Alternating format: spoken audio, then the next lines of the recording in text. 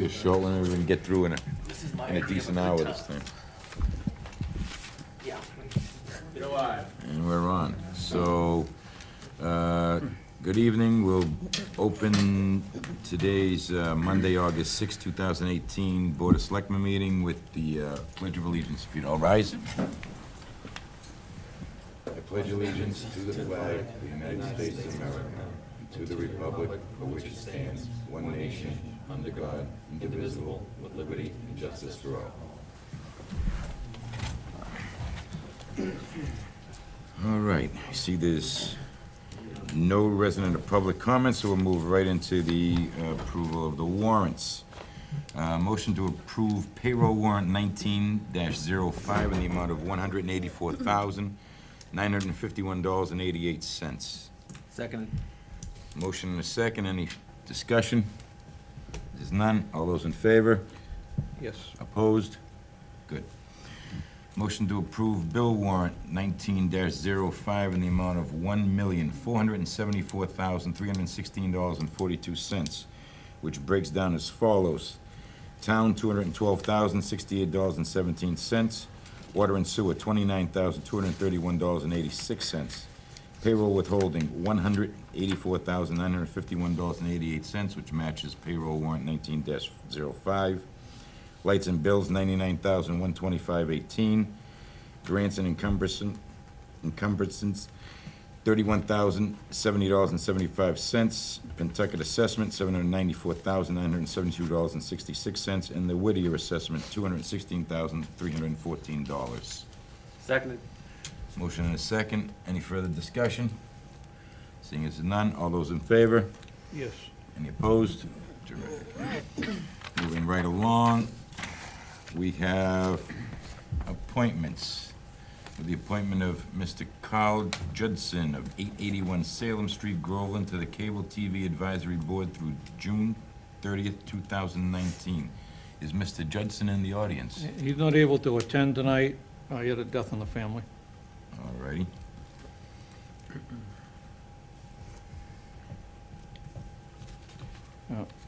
I'll make a motion that we appoint Carl Judson, 881 Salem Street, to the Cable TV Advisory Board through June 30th, 2019.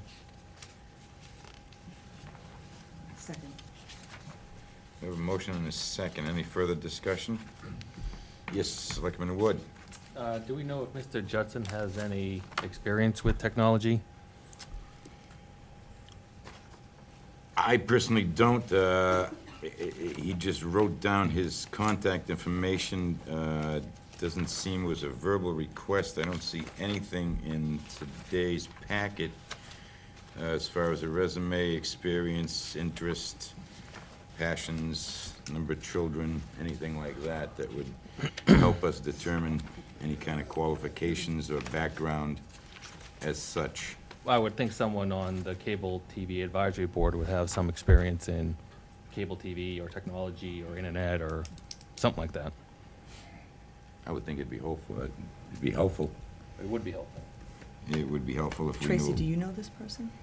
I do know Carl. Could you step up to the podium, sir? You know the rules. I asked questions. I'm just familiar with Carl. You know, he had served on the fire department with me a number of years ago. I'm not sure what he is for experience in that regard, but we're looking to fill out. We have 2 open positions on the committee, and we're coming into our time where we're going to be starting our hearings on the contract renewal process.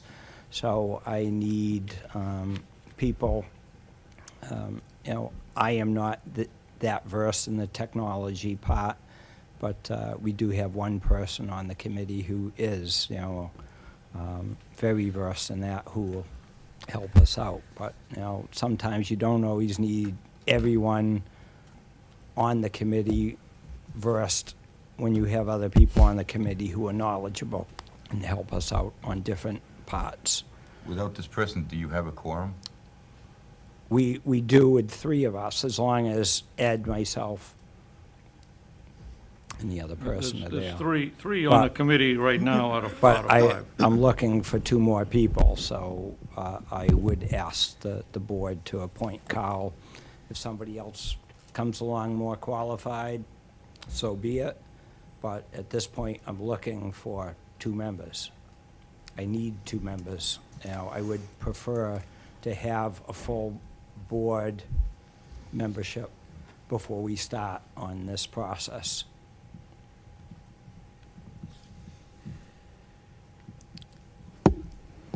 I'm willing to make a motion that There's already we, a motion. There's already Oh. one on the board. sorry. Done. Do you, working with him on the fire department, feel that he would show up to the meetings and help Yes. you? You think you're Yes. confident? And Ed, I know Yeah, he would. you do, Yes. so he wouldn't just be a name and an absence? No. Okay. No. All right. I wouldn't be asking for Well, all right, well, I'm just, for somebody, asking the but question. I'm looking, and if anyone out at home is looking in, we need 1 more person for the Cable TV Advisory Board who's willing to serve. And that can be anyone, you know, somebody willing to serve. Okay, thanks. I never like looking a gift horse in the mouth, but I hate Yep. signing a blank check, too. You're not signing a blank check. I mean, it's a committee, so Ed and myself are on the committee, you know us. Again, sometimes you pull in people to work on committees that they might not have expertise, but again, everyone who is on a committee, you know, yourself included, the Board of Selectmen has strengths and weaknesses, and the people who have strengths in certain areas help people. Yeah, I'm not looking to see this guy's less moonvestors or anything, you know what I Yep. mean? But Former like chairman I of say, Viacom or anything like that. I'm just- looking to fill out the committee, and, you know, it's been a while that we've only had 3 people. For a while, it was just Ed and myself, which Not much of a committee, is it? gave us no committee, so. Can't even make a good card game with that. And we've advertised, it's been on the town website for a long time. Denise has had all the openings and all the boards and committees. So I'd ask anyone watching at home tonight to go to the Town of Groveland website, look at the openings on the various boards and committees, and realize that a lot of what happens in this town does happen by volunteer boards and committees, and vital work is done and has to be done by committees, so, And you know, more importantly, the decisions are made by people that show up, right, Yeah. Tracy? yeah. That's it for me. We have a motion and a second. Anybody else have anything to No, discuss? I'm good. Okay. All those in favor? Yes. All those opposed? Thank you. Okay, Thank you, Mr. Chairman. thank you. You can ask me a question, Joe.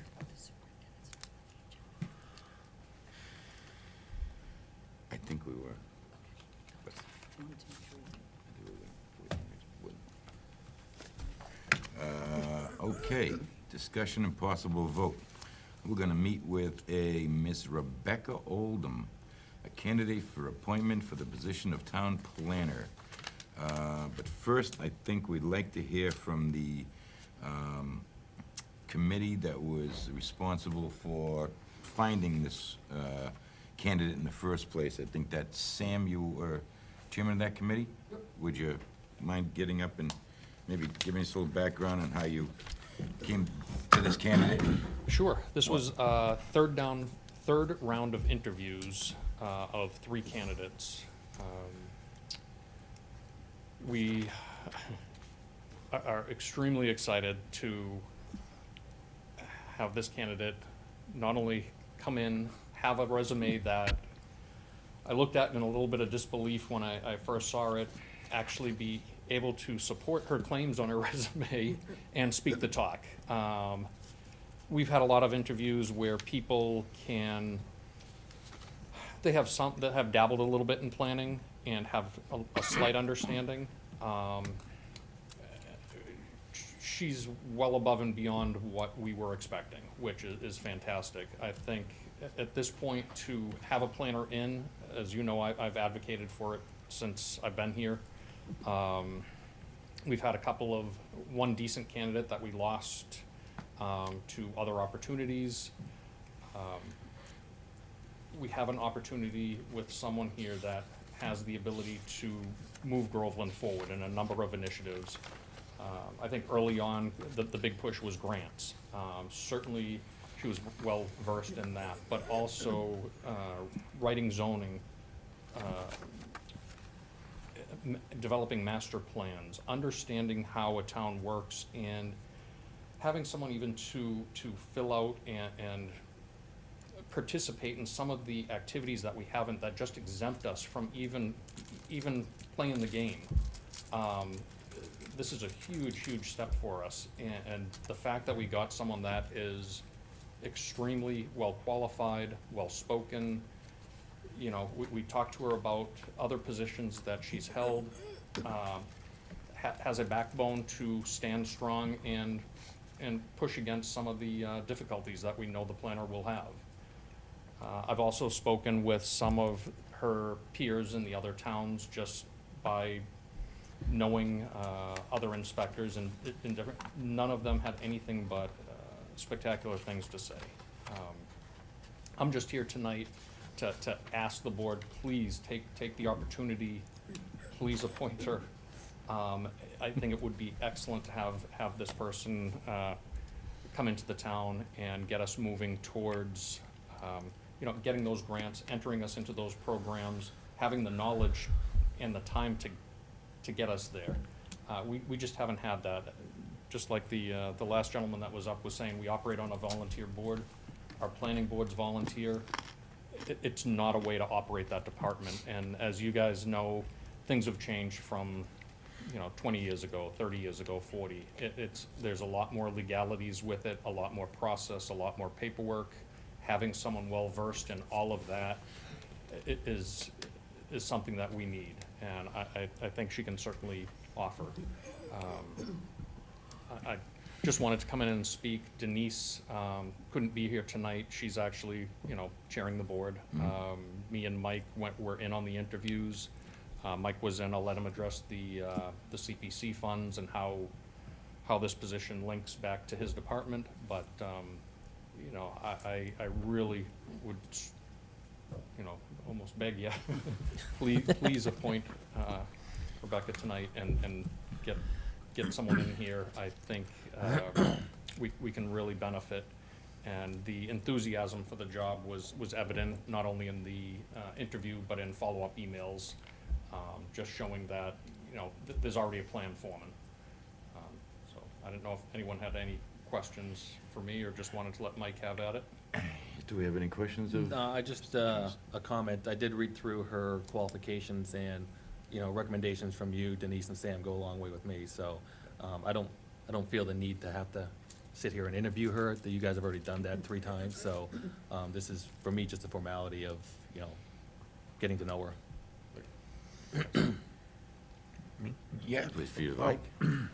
I respect you, I respect the, you know, Denise and Mike and everyone, and I can appreciate what you guys say and what you value. So I don't know her personally, but knowing what you said, I felt comfortable voting yes on it. So thank you for all your work, everyone. Well, hopefully you'll get a chance to know her soon.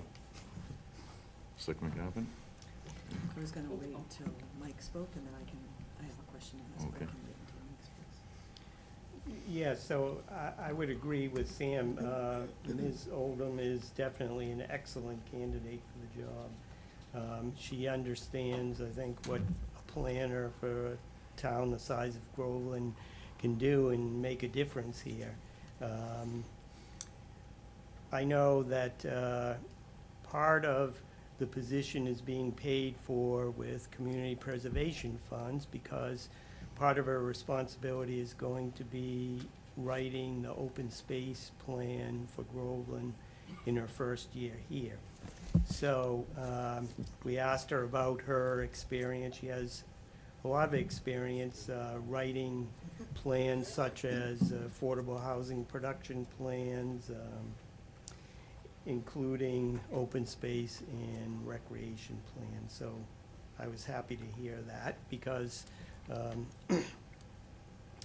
We were going to hire Merrimack Valley Planning to do it, but I think it's gonna come out a lot better if we have someone locally working with us to write the plan. So I'm excited about working with her and look forward to you appointing her. Thank you. Any questions of Mr. Dempsey? No? No, I don't have any. Sure, step on up. We're glad we found you. That- Where you been hiding? I'm glad this is recorded, so. All those very, very kind and nice things that you've said about me. I guess we'll begin any questioning, anything, comments, Selectman Watson? Yeah, just a couple. Could you just give a rundown of what type of grants that you've written? Right now, I've been working on a lot of different grants. Specifically in Methuen, we just applied for a Municipal Vulnerability Preparedness Grant, an MVP grant, which is about resiliency planning in the environment. So we just received a $32,000 grant for that, and that's a planning grant that'll allow us to do a lot of prioritizing in terms of some of the environmental concerns that we have that are impacted by climate change, specifically being around the Merrimack River and the Spigot River, specifically in Methuen's instance. And then from that, that will open up some doors for us to apply for actual infrastructure grants. So we are preparing to prioritize that plan and then move forward with the infrastructure grant. I've also been a part of the Green Communities designation. We are trying to go for a Green Communities designation. Again, these grants that are coming out of the state right now are all kind of very, very similar. They start with a designation, a planning grant of some sort, and then they, again, open the door for future projects, mostly infrastructure and capital improvement programs. So I've been involved with a lot of grants in Methuen, and again, a lot of grants at the state level as well. But those in particular, I'm working on currently. How long are we going to be able to keep you in Groveland? Because when you take the certified planner's exam, I think that's similar to the bar exam given twice a year, November and May. But I know certified planners, they get a pretty good chunk of money. I'd like to know where that comes into play, but that's not necessarily the case, at least for me at least. The AICP is a very highly sought after certification within the planning realm, and it's a very difficult exam to take. I mean, you need to first apply to take the exam based upon your qualifications. They then need to tell you that you're worth taking the exam. And then you need to pay a chunk of money just to take the exam, and whether or not you pass, you have to go through that process all over again. So it's not a very easy thing to do. And I have actually been studying, and I don't want to jump the gun on that specifically because it's just too valuable.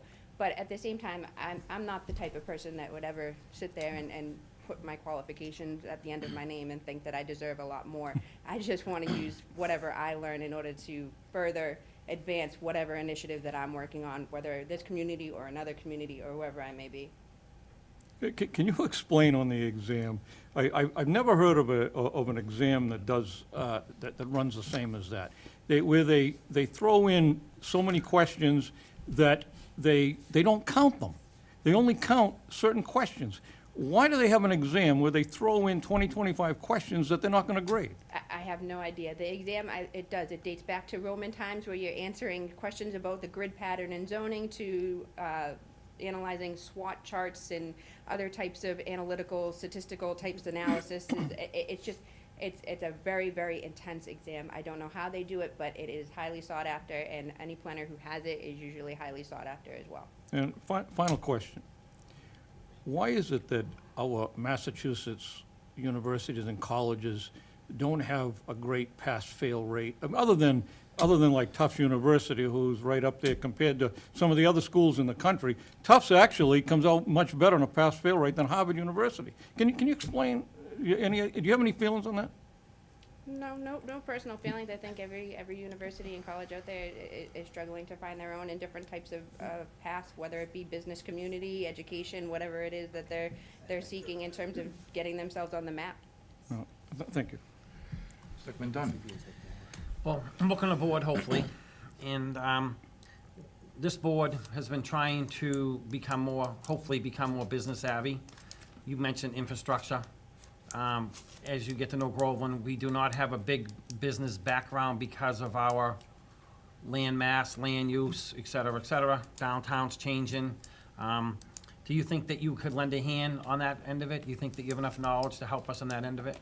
Definitely. When we were interviewed, and during the interview, they had, the interview committee had suggested that there were some challenges being a smaller community. But I did some research too, and I found that you guys are actually part of the Complete Streets program already, so you already have a policy initiative in place. That opens a lot of grant opportunities to utilize some of that. Kind of combine that with your Chapter 90 funding that you're already receiving, and you can find a lot more in terms of infrastructure projects that you can actually expand upon. Instead of just paving a street, you can take it one step further. Additionally, on that level, there are a lot of other business and economic development opportunities that stem from smaller grants, or just, again, advocating for or just expressing your inventory in terms of what you're looking for your community. You have a lot, what's the lot size, what can it be zoned for, what are you looking for? Are you looking for a certain type of business? You can put that out in brochures, you can put it out in your actual, on your website. You can do a lot of advertising. Merrimack Valley Planning Commission has a website, which is Merrimack Valley Means Business, I believe it is. So you can kind of utilize that and kind of link it to your website and expand upon that. So there's a lot of different ways that you can actually grow within the community, and that all really kind of stems from that constant planning effort and that constant attention and care that you give that specific area or that specific attention that you're looking for. Right, yeah, I just was, this weekend, I was reading the Chapter 90 brochure about all the chapter. I never realized you can put landscaping in there. I never realized you can do a lot more than, this town's kind of went for the roads only, but there's a lot you can put into that Chapter 90. I didn't realize it, and it really could benefit the business people as well, so. Of course. I won't hold you up all night, but thank you, and hopefully you get elected, and I look forward to working with you. Thank you. Thank you. Appointed. She's not Appointed, elected. sorry, appointed. One step at a I time. think she'd Yeah. win the election. Selectman Carpenter. Thank you for applying. It's clear that, oops. Thank you for applying. It's clear that you're very qualified. I guess I just wonder, like, so you've been in 3 positions, and it looks like you've stayed at each of them for about a year, and it looks like you're coming from a senior planner position to this position. I guess I just want to understand a little bit, what's your rationale for moving to Groveland? Okay, definitely. So essentially, I started off in Methuen. It was a grant-funded position. It was a program coordinator, so I only had a year Okay. with that particular position. So then I was forced almost to look for a new position. So then I moved over to North Andover, and I was staff planner there.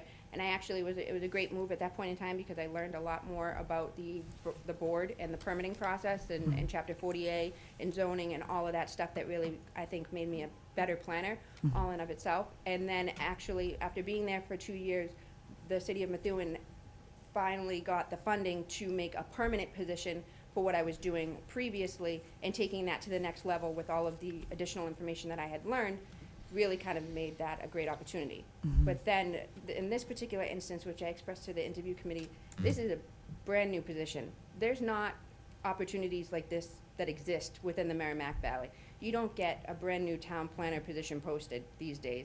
And the ability to take that position and run with it and have a blank sheet of paper and draw whatever it is that you want and you think that you can do, that's a really, really hard opportunity to pass up, Okay. regardless of being there for almost a year. All right, thank you. That's all. Selectman Wood.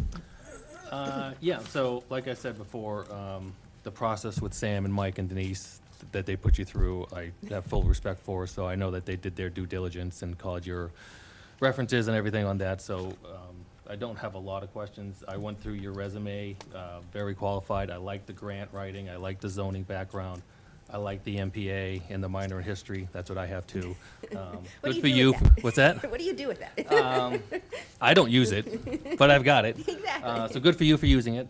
So no, I think you'd be a great asset to the town. We definitely need somebody like you here. So I think, we'll, I guess, take a vote soon, unless you got any questions, Bill. Yeah, I just want to add that I am also of the like mind of Selectman Wood and Selectman Dunn. I'll reiterate that I have supreme confidence and trust in the committee. I value their opinions, and their opinions of you are very high, and I can see why. You're a pretty smart cookie. And listening to answer some of your questions, you remind me of Mona Lisa Vito on the witness stand and my cousin Vinny. You know everything, which is nice. I think you'd be a tremendous addition to the town. I can understand your wanting to come to Groveland, because it's a trail that hasn't been blazed. You're Lewis and Clark, you're Davy Crockett. You get to explore this wild wilderness that nobody's ever trampled before, so that's great. I thank you for applying, and I hope we can keep you for another 50 or 60 years anyways. I think it'd be a great asset. And you know you have to work with Mr. Dempsey? I do, And and I you am still want looking the forward job? to that. Yes, I am, for sure. She's a winner. Do we have an office? Do we have an office? I'm sure we'll find one. We'll make some room. I know we still have the water company, the Moving water out. department will be moving out, which will be, should End be of, end of opening fall up or some something? space Yeah. in the town. And then if we can work on that senior center and the expansion here and the expansion there, we might get a little more room, so you never know. So I'm all done with my questioning. Thank you very much. I'll make a motion that we appoint Rebecca Oldham, town planner, effective September 4th through June 30th, 2019, pending successful negotiations. I'll second that. So we have a motion and a second. Do we have any further discussion? See none, do you have any? Okay, all those in favor? Yes. All those opposed? Congratulations, you are a new town planner pending successful negotiations. You don't look like a tough negotiator, but I don't know, sometimes a book can be deceiving. Thank you very much. Thank you. Okay, moving right along, it's review of Groveland's departmental fees.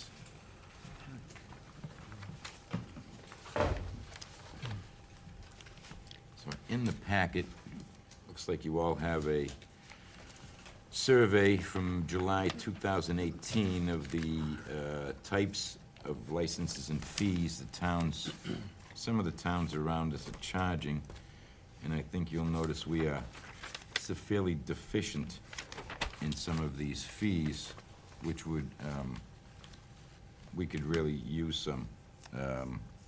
I know that last meeting, the board voted against recreational marijuana. Last year, we voted against medical. I just want to caution the board that neither vote made us immune or insulated us from the simple fact that it's legal everywhere else in the state. The only thing we did was cut off a source of revenue to try and police our streets and patrol them to make sure that they're safe. Without taxing the citizenry, this might be our only other avenue to try and fill that gap for training police officers in drug awareness, impairment, maybe hire another part-time officer, maybe get another cruiser. So I'm interested in hearing your thoughts based on the last couple of votes we had. I know those votes had to be based on public safety, and this would go directly toward public safety and the safety of our roads and the streets and our citizens. Any thoughts on the matter? On these? Absolutely. I mean, for example, a liquor license, an annual liquor license in Groveland runs $500 to $800.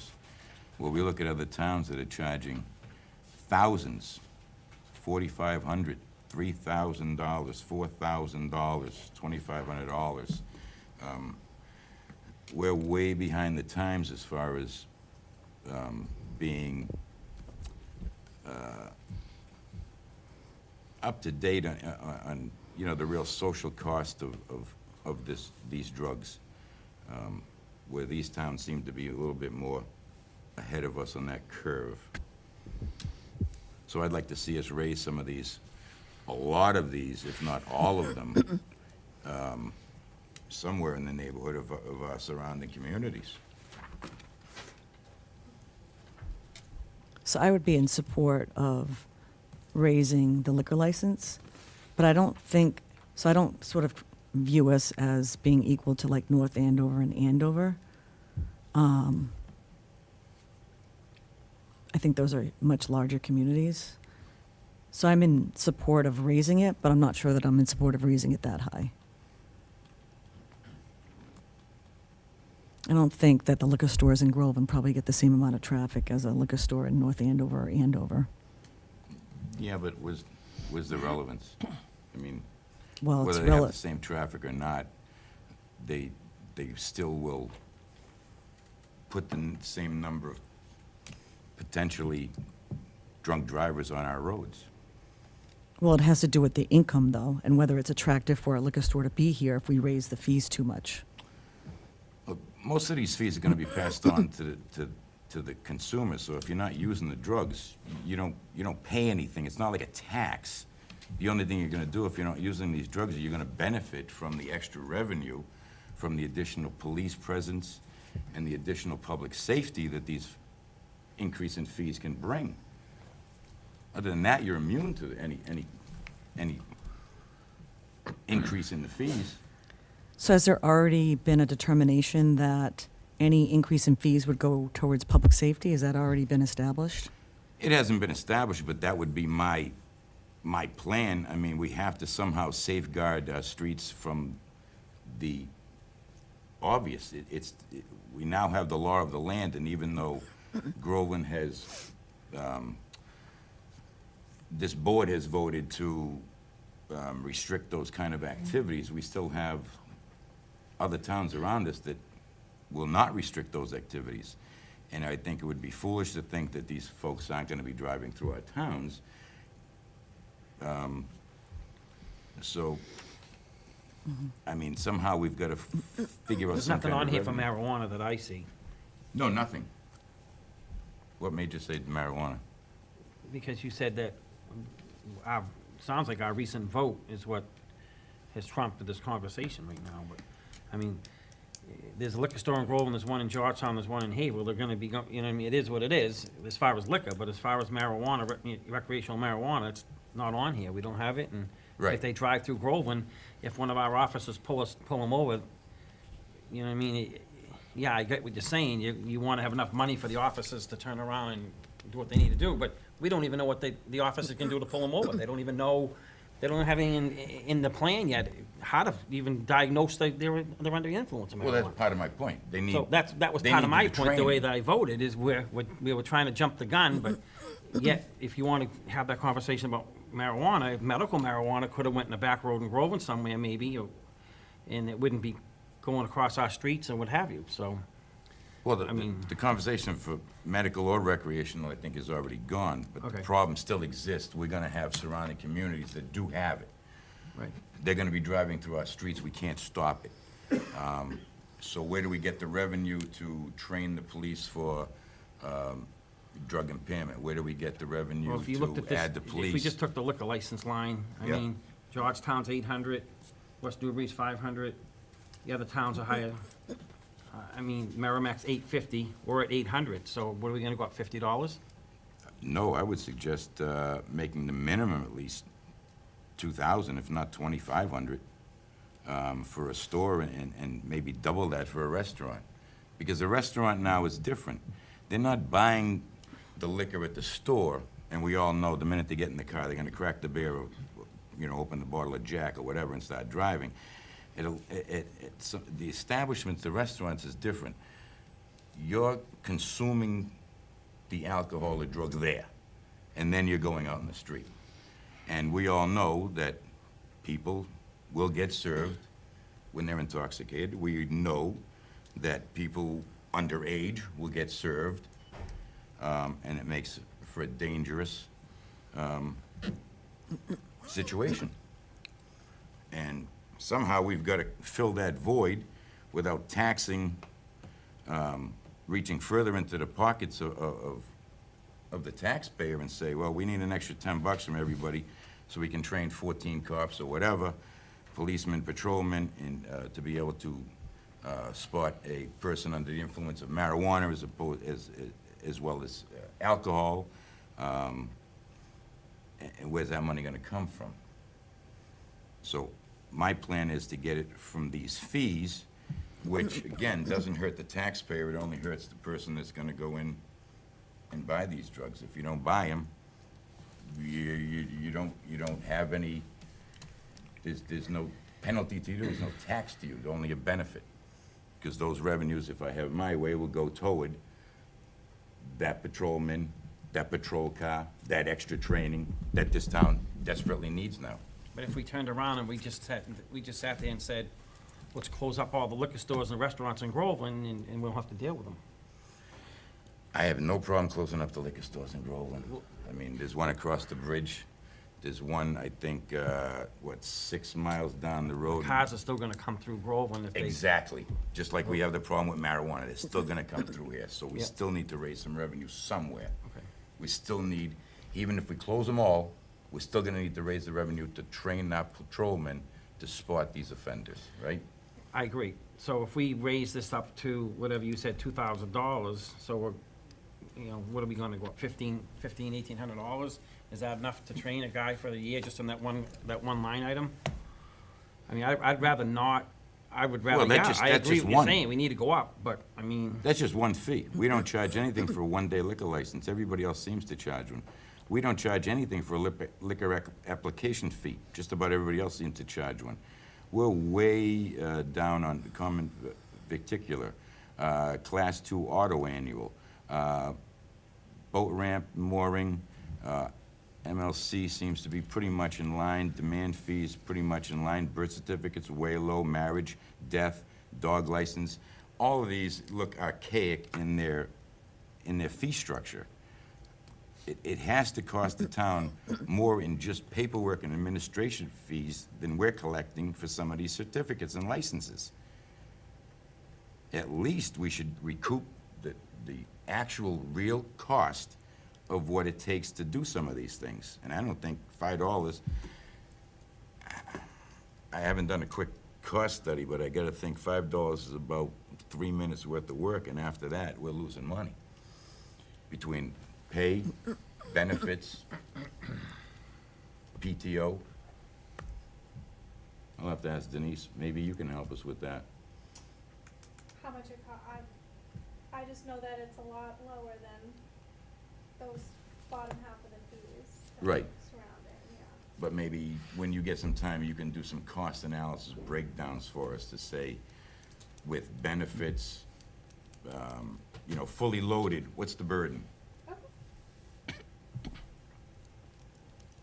So if we, for example, we charge $5 for marriage certificate, but in actuality, it costs us $8.50 in time and materials, we just lost $3.50, right? $3. Somehow, we have to recoup that money. If nothing at all, we need to break even, right?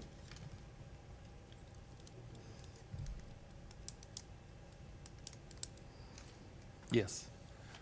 Can I talk? Yes, absolutely. I was just waiting for my turn, that's all. Mr. Wood, chime in. Yeah, no, I agree that we have to do something with the way the liquor license are issued now. They are way lower than surrounding areas. And I think you're right, we need to find a way to fund some of these programs that are gonna be coming down one way or another. But it also speaks to the bigger issue of, our taxes really haven't changed all that much. It's the overrides that have changed. Groveland has a hefty appetite for funding new equipment, new land, new projects, new everything, overriding the Prop 2.5, and then forgetting about it, and then all of a sudden your tax bill comes and they say, what happened to my taxes? Why did they go up so much? Well, the tax rate really didn't change all that much. It's everything else that we voted for. So either we need to find a way to fund those kind of programs, more business, different business, or we need to tax different types of licenses. There's only two options. That's what I'm left with. And right now, we have a business development committee, or the beginnings of one, but I don't see that really bearing fruit for some time down the road. Wouldn't you agree?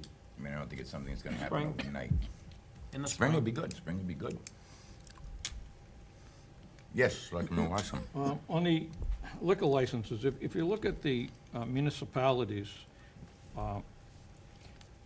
the ones that are low, for instance, like West Newbury, 300 for a restaurant, 500 for the store. Boxford, 400. Merrimack, 850, probably for both. These communities don't have very many establishments, but when you get into Salisbury, North Andover, Haverhill, Amesbury, Middleton, they certainly have a lot more establishments that they tax. I can only think of a restaurant, I can only think of one in the town of Groveland that serves alcohol. And, you know, maybe you could help me out if there's another one, but, There's 5 restaurants in Groveland that sell alcohol. I'm sorry, how many? There's 5 restaurants in Groveland that sell alcohol. I thought so. 5, And then there's 3 all liquor stores and 1 beer and wine store.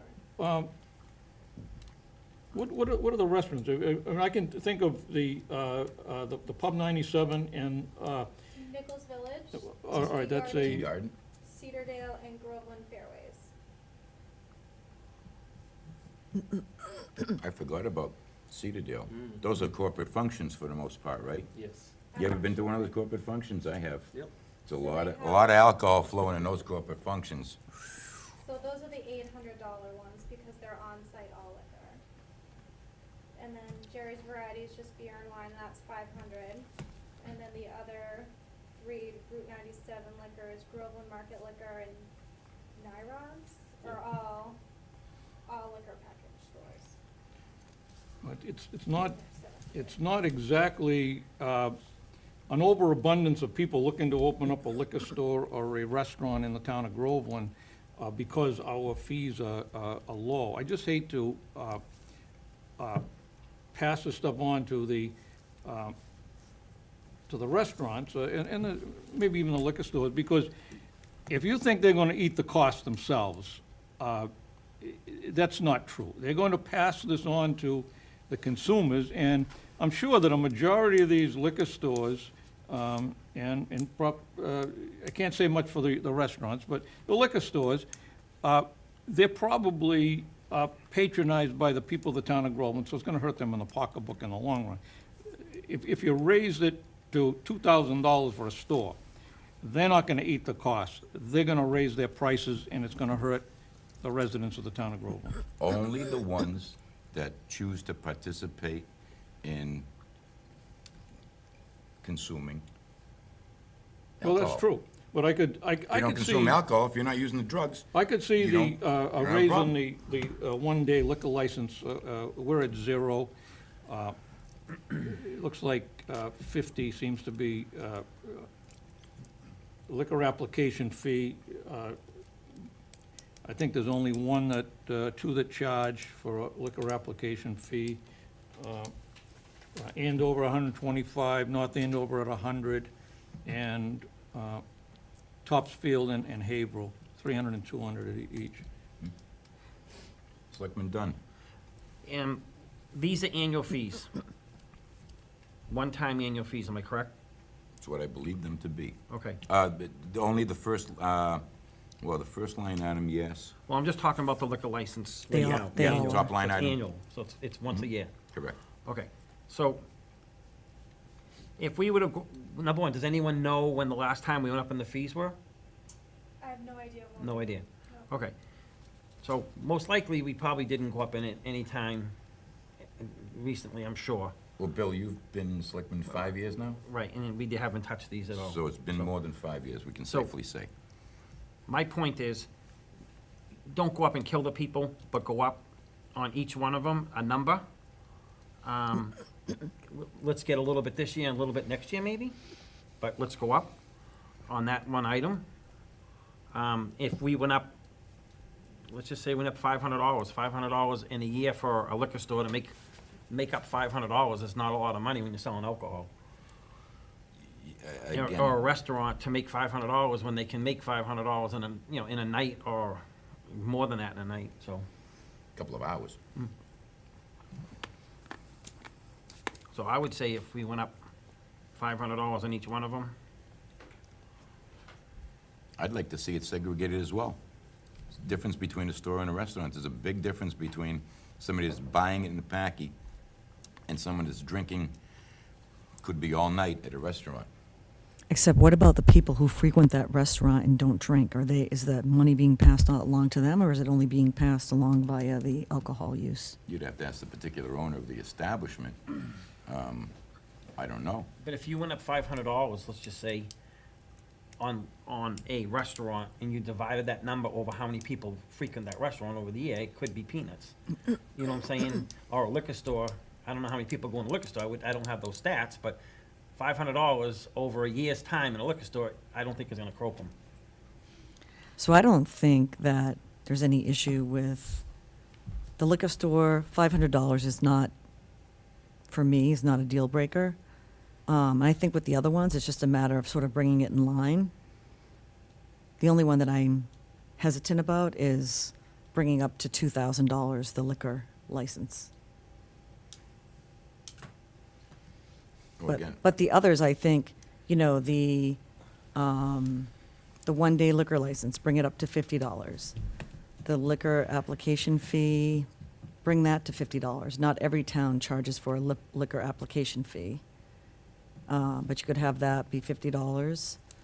And then bring the other ones up commensurate with the others. So common victualler, you could bring that up to 100. Class 2 auto annual to 100. Boat ramp and mooring, you can bring that to, is that, one is for resident and one I is think one, yeah, non-resident? I think so. Well, to me, the non-resident should be significantly higher than the resident. The MLC, most of those appear to be $25. Demand fees, bring up the birth certificate, marriage certificate, death certificate, and dog licenses to $10, which is consistent with what most of the other communities have. Are we gonna do these individually, or are we gonna do them? MLC, That's a municipal lien certificate that attorneys request from the treasurer's office to make sure the parcels are clear of any debt, make sure their taxes are paid, the water sewers have been paid. So the attorney pays for that at closing. so we do have examples where towns are charging residents and non-residents different, No, or they're residents gonna- and commercial. So, residential and commercial, because they're obviously all residents of the town if they're requesting an MLC from the town. So we could do something similar as well, residential and commercial. We don't really have a large enough commercial base, I think, to make that worthwhile. And I think also, at this point, if we're really trying to attract businesses, I think we need to be cautious in terms of what fees we raise. If $100 turns off any business, I don't want that business in Groveland because they can't afford to be here. I'm not sure that's a sound business. It's If usually a 100 one-time payment Yeah. when they're closing their loan. If It's not an $100 makes annual- someone turn tail and run, I'm probably opening the door, because $100 in today's day and age, that's, I mean, less than pocket change, especially if you're a commercial business, a viable commercial business that plans to make money. It's a drop in the hat. So if you were to take the, let's just start by saying, if we were to take the liquor license one, if we brought 500 on top of the 500, you're talking 1,000 there. And if you put 500 on top of the 800, we're talking 1,400 there annual. 13. I'm sorry, 13. And you're saying 1,000 for the store and 1,300 for a restaurant? Is that what it breaks down to? Right. I think I think restaurant is listed first and store is listed second. No, you were right, so the beer and wine store is the 500, and then the 800 is the restaurant. All else. And then the liquor stores that sell all liquor is 700. Okay, so we have 3 classes. But you're just adding 500 to each of them, is the So bottom we go line. 1,000, 1,200, and 1,300. Yeah, I didn't see the 700 all on.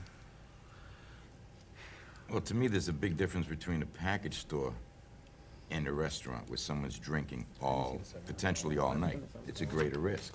They should pay a greater amount, proportionally greater amount, because their risk is proportionally higher. I mean, would anybody disagree with that?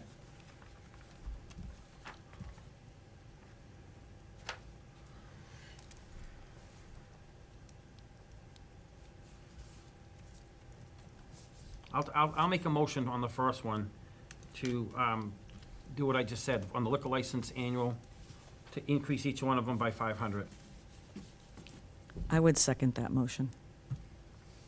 We have a motion and a second. Any further discussion? Mr. Wood? I think that's a good start. I think everything we're talking about and what Lisa just went over is a good start.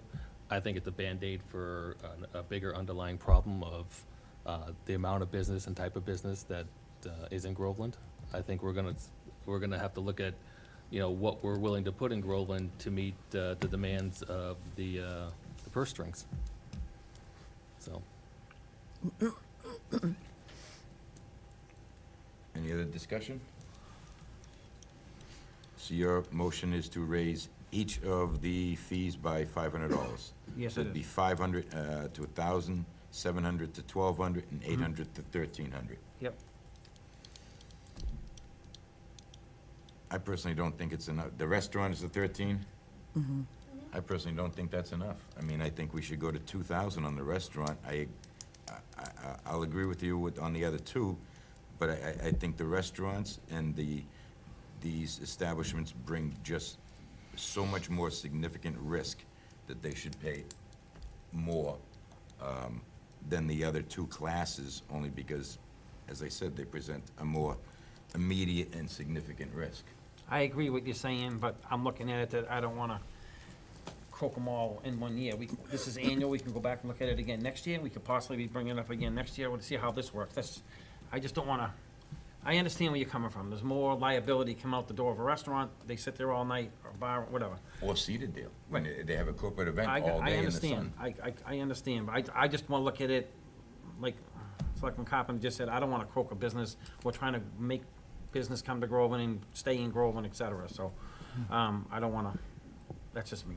I'd rather stay the 5, and the 5. I think it's a start, it's helping us, we can do this again next year and look at it again next year. Any further discussion? All those in favor? All those opposed? Okay, we'll carry that line item.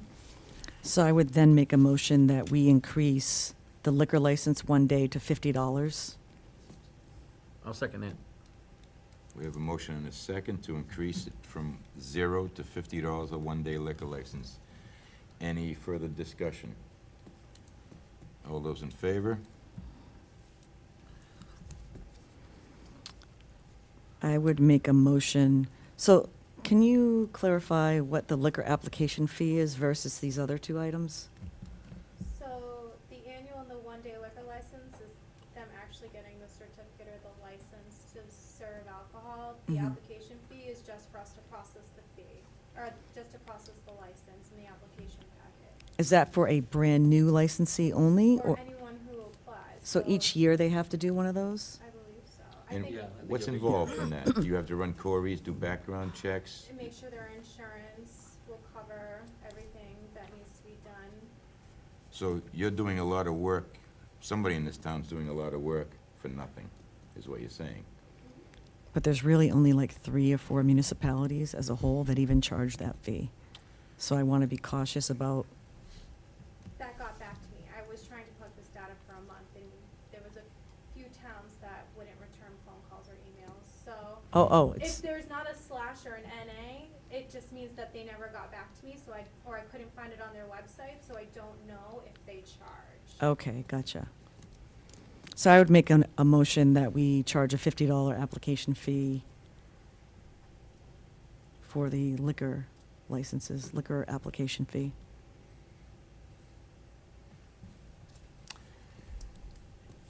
seconded? Any further discussion? I have a question. Does $100, $50, was that your motion? Will $50 cover the administration cost, the true cost for all the paperwork and the work you have to do to clear this? I would think $50 would be sufficient enough for Denise, because Denise does the applications now, so I would think it would be enough. And Denise is at a higher pay scale, too. Yeah. But I don't think we're getting a huge volume either. Again, it might be something you wanna revisit again next year. I would second $50. we have a motion and a second. Any further discussion? All those in favor? I would make a motion that we increase common victualler to $100. I'd second that. A motion and a second. Any discussion? Seeing as none, all those in favor? I would make a motion that we increase Class 2 auto annual to $100. I'd second it. Have a motion Two $100? Yes. from 50 to 100. That's the motion. Any discussion? All those in favor? And I would make a motion that we increase the boat ramp mooring to $25, leave it at $25 for residents and increase it to $100 for non-residents. I'll second that. Can I ask a question? We have discussion. Absolutely, Mr. How many, non-residents do we have? We get quite a few Yeah. non-residents. I have a whole spreadsheet that, I don't have it with me, but I know we do get quite a few. I think there's more non-residents than there are residents. Okay. We have a motion and a second. Any further discussion? All those in favor? Goes to 100. The MLC fee seems to be consistently about $25 across the board. So I would, for me, I'm gonna skip that one and go to birth certificates and make a motion to raise birth certificate, marriage certificate, death certificate, and dog licenses to $10. Did you make a motion on that? Yeah. Yeah, I'll second that. That sounds reasonable. So you have a motion and a second. Any further discussion? Yes, Selectman Wood. Here I'm on the other side. I would prefer not to raise those for the residents of town. But, I mean, it's only $5 more, but still. And I don't think it's necessarily that people who are getting those are necessarily residents. They're just people that were either born here or married here or died here. Yep. And I think in this case, of these four, only the dog license is an annual license, correct? And the other, Yes. the other three would be basically on As needed, demand. yep. So nobody's gonna get born every day, get married every day, hopefully, or die every day, God forbid. So I think that $10 Is very isn't- reasonable. Isn't bad.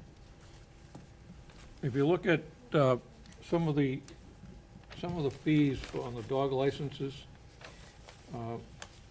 they're lower for a spayed or neutered dog. They're higher if they're intact. Yes. Yeah. What he said. Yeah, sorry. So Do you wanna check them out? I mean, I don't have that time. they just have to bring well, no, you'd bring documentation that your dog has been spayed or neutered. You have to bring your When you written apply. certificate to the- So we wouldn't be checking them out visually. Of course. Listen, I don't know. So Ed, are you proposing a friendly amendment to increase the dog license fee for intact? Or you want to leave it as is? Or- Why No, I don't we, think why it don't is. we go to 10, and then we can look at it in another year. Okay, so the motion is as is to go to $10 on birth, marriage, death, and dog licenses. We had a motion and a second. Any further discussion? All those in favor? Opposed? Dog lover. Dog lover. And you can't afford $10. Let's circle back to the MLC. Again, it looks like a lot of the towns have done this. They've differentiated between a resident and commercial. And I don't want to hurt the residents. It's far from my objective here. But commercial enterprises are different.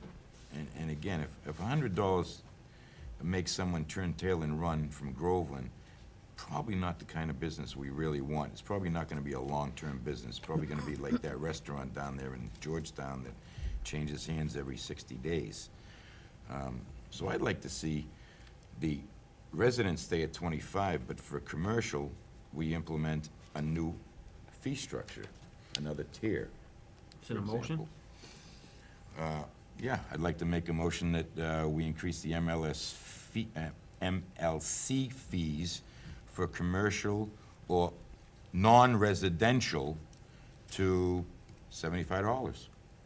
Make it 100, make it an even number. And leave the 25 alone. Leave the 25 alone for the resident. I mean, again, the last thing I want to do is tax the resident anymore. I'll second that.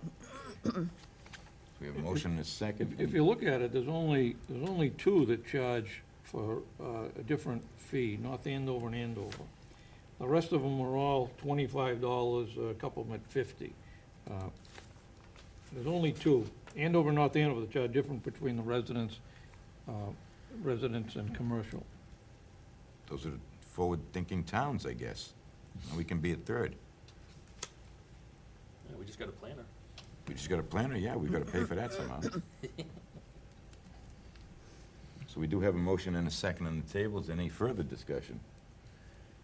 Seeing as I see none, all those in favor? All those opposed? I'll oppose it. Okay.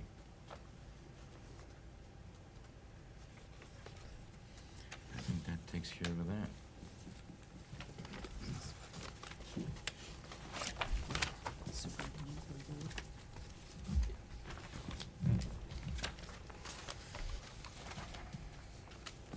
Bill, did we go over demand fees? Was that included?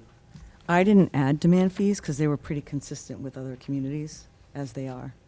Yeah, we didn't touch upon demand fees. I think, I mean, we can. Is that like a monthly? Yes, like, On your excise tax, when you don't pay it on time, So you don't pay speaking your from excise tax, you get experience. taxed again? But now, is that money, credit card, you would get a late charge. does that money go to the state or does it come to the It comes town? to the town. So, the only people we'd heard are the Should people really that make it don't painful. want to stink and pay their bills on time, right? Correct. Or So- forget to pay it on time. Oh, yeah, I forgot my pay double, too. I mean, I see $20, $20, The highest it can go 25. is $30.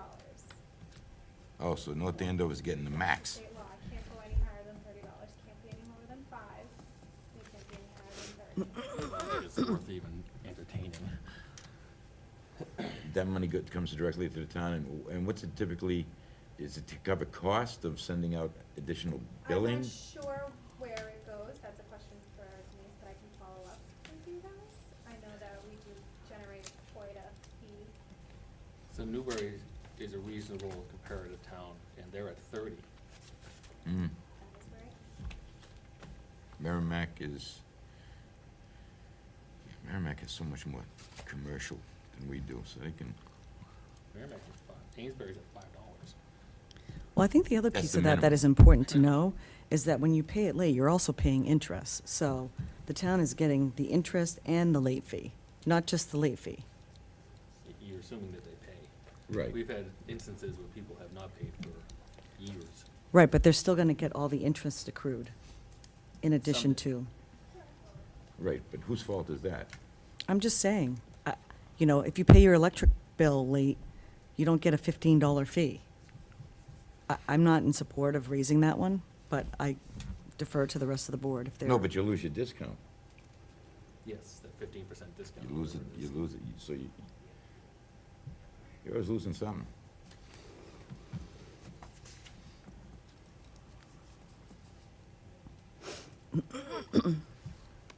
I just think that if it's the demand fees, I think if someone's having a problem paying a bill, I mean, obviously if they forgot or if they deliberately didn't pay, yeah, but I mean, if they're having a problem paying their bills, you know, we're gonna make it in the interest.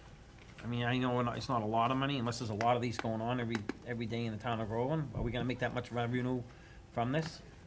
I believe there's quite a bit of demand fees that come in. Mm-hmm. They're not paying the bill, we're probably not getting the interest either. So we probably won't get the demand fees either. I Right, mean, that's my I guess point. at the You end know of what? the day, we won't get any. Respectfully, I don't really agree with that because if you don't pay that, you lose your license, you can't drive your car. So I think we generally are getting those fees because the consequence of not paying it is too significant. If you're gonna lose your license or your insurance because you haven't paid your excise fees, chances are you're gonna pay them. I just can't agree with you there, because I see people driving a suspended license, 16, 17-time DUI. They could care less whether it's suspended, revoked, But that destroyed. person, we're not going to get any money from anyway. Exactly. Some of these folks, you won't get any money from either. So just because you take away someone's license means nothing in this state, or to most people. They'll continue to drive with or without a I wouldn't say license. most people, because I would say the average person is concerned about losing their license. Yeah, the average responsible person. Right. I So for agree. sake of argument, I'll make a motion that we go up on the demand fees to $20. Kind of what everyone else is doing. I'll second that. We have a motion and a second. Any further discussion? There's none. All those in favor? All those opposed? Okay, I think we've covered every line item there now. Is that correct? Yes. All right, so, moving right along, we have votes of the board. We have minutes from the July 9th, 2018 meeting. They look to be in order, and I'll move for passage. We have a motion to approve the minutes from July 9th, 2018. Do we have a second? I'll second it. Okay. All those, any further discussion? There's none. All those in favor? Yes. Abstain. You weren't here. I wasn't here. We have executive session minutes from July 9th, 2018. Those also look to be in order. I'll move for passage. Second. We have a motion and a second. Any further discussion? Seeing there's none. All those in favor? Abstain. We have accept the resignation of Jeff Pappas from the Capital Improvement Committee. This is something we tabled 2 weeks ago. Did you have a conversation with him? I'll get to that. Okay.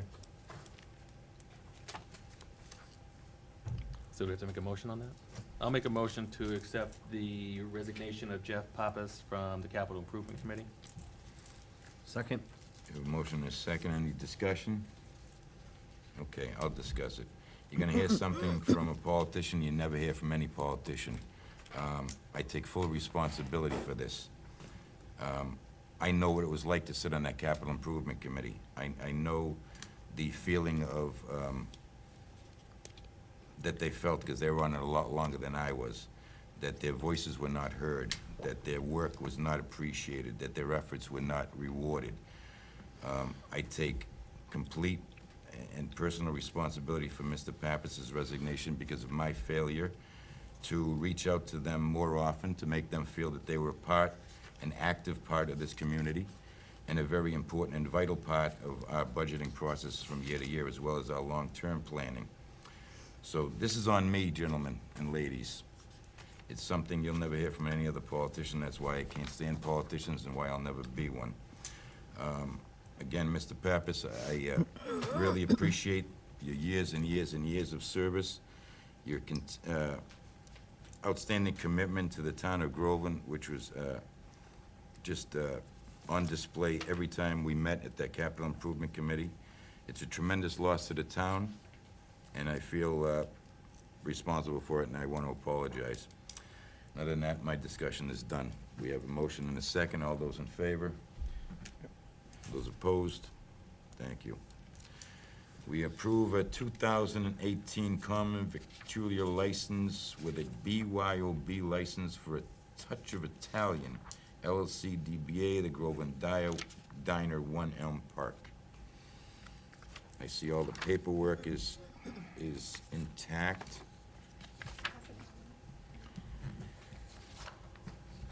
I didn't know that. Every time I seem to go drive by there, it's closed. Is it open again? Well, this is for them to reopen. They have been closed.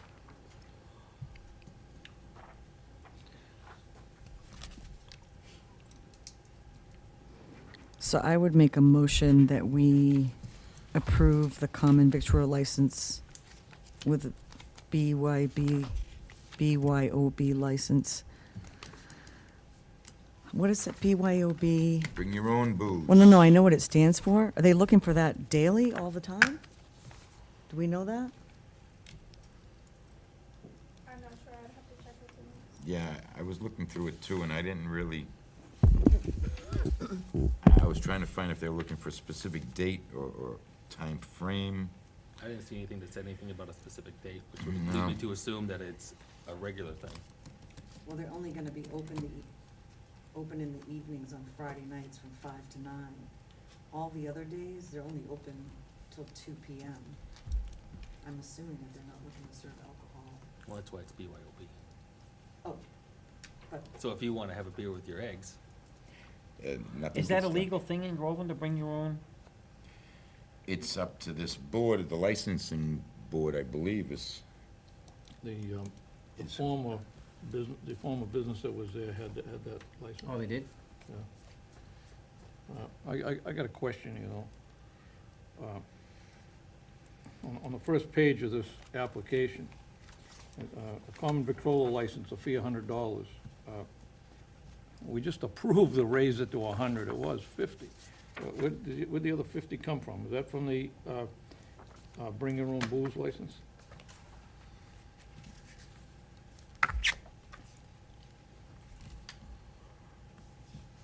I don't see how it could be, because that fee would have been at least $500. Then how do we get they're the? not, they're not asking for BYOB. We don't have a fee structure for that, I don't think. Then how do we get, we just raised the fee to 100, how is this application that he's making out, the fee over on your right-hand side, $100? ESP, I don't know. Where does it say? If, on this page right here, Yeah, on the top of it. Oh, because, it must be because it says approved for beer and wine only. There must be an additional fee for that, is all that I can think of. Because it says on No there, liquor. approved for beer and wine only. I don't know. I don't know the answer to that. I don't know the answer to that either. But I I'm don't assuming know if that, this is one day or if this is all the time. but I'm also assuming that if we're permitting this, and Denise has put it before us, that she's researched that it's permissible. I would I mean, imagine I trust she's- her, I trust her judgment. Well, she's saying that the application is legal by the statute of law, and they've complied with all the paperwork, such as certificate of insurance and this and that. However, it basically doesn't give them permission. It just tells me that all the paperwork is in order. Well, no, this one does. Approved for BYOB. This is what Denise, Right, so all the paperwork is in order, everything checks out as copacetic. but I'm assuming she wouldn't have printed this if it didn't meet the guidelines, is what I'm saying. Right, she had to. Right. Doesn't mean we have to grant it. Right. I guess my feeling is, like, if we're going back to trying to be friendlier to businesses, I'm not sure that I am opposed to this.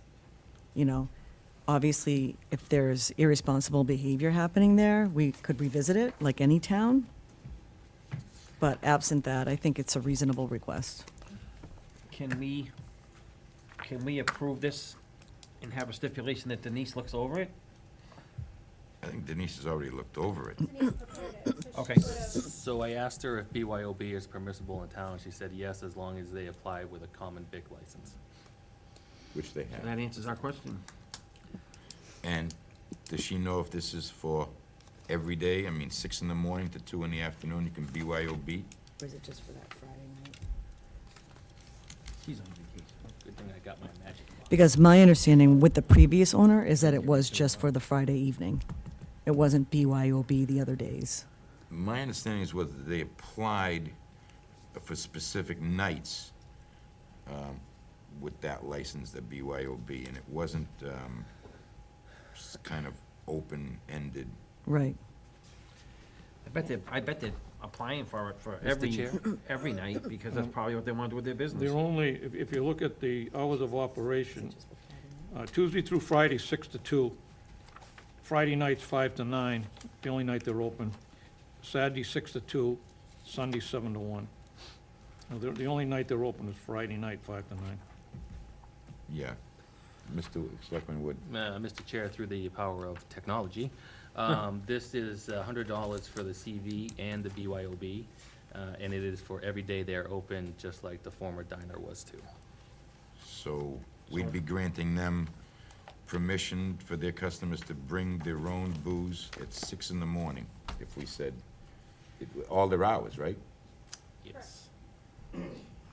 And they've listed their hours down. Are we permitted to, can we put a stipulation that we're only approving the BYOB for the evening of Friday night? I'm really not comfortable with approving BYOB for a breakfast place. Like, I don't see the rationale for that.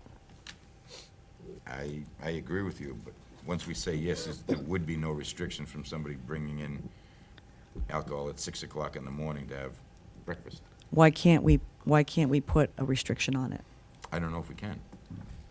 Can we? Have a secretary down there and type it in. Hey, easy with the, Going overseas. I think we could amend the Friday nights only. For the BYOB, Friday Yeah, nights only. exactly. Exactly. That's the stipulation.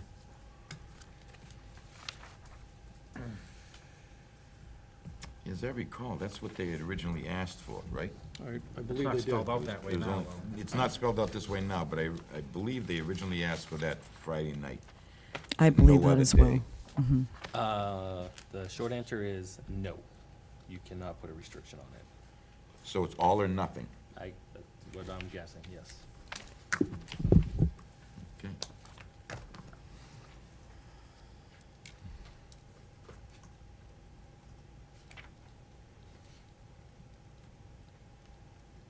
If it's all or nothing, How many people are gonna be bringing beer and wine to breakfast? I mean, you never know, but I don't think all of them will. not the responsible people, Bill, but the Right. responsible people are never the ones we worry about. It's always the ones that you know. I don't think that would happen.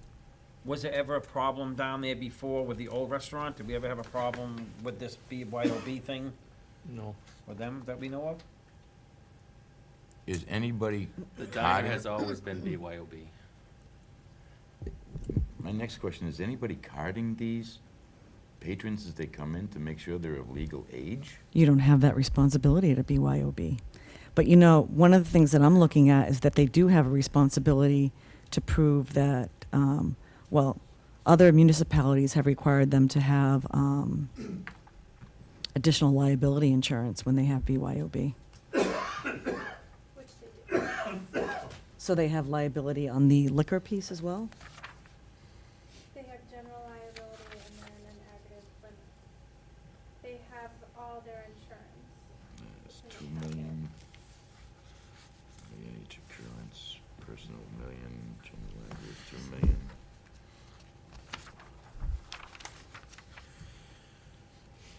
Proof of a liquor liability insurance for bodily injury or death.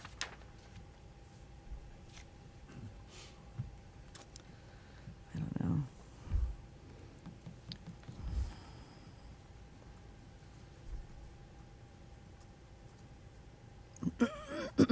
And Mike, we can't put any kind of, like a 60-day trial, 6-month type thing, no? See how it goes? Issue the license for 6 months rather than a year? Without the fee again, though, if they're good? That's, This would expire December 31st. Okay, so that gives them enough time anyway, so. So it'd be 6 August, September, that's about 6 months, so. License with chapter 35. Bill has it. Good job. Bill has it. Could I see that for a second? This? Yeah. Oh, it's here. Oh. It's Oh, I'm sorry. I didn't realize. got everything. Okay, so, general law, chapter 140.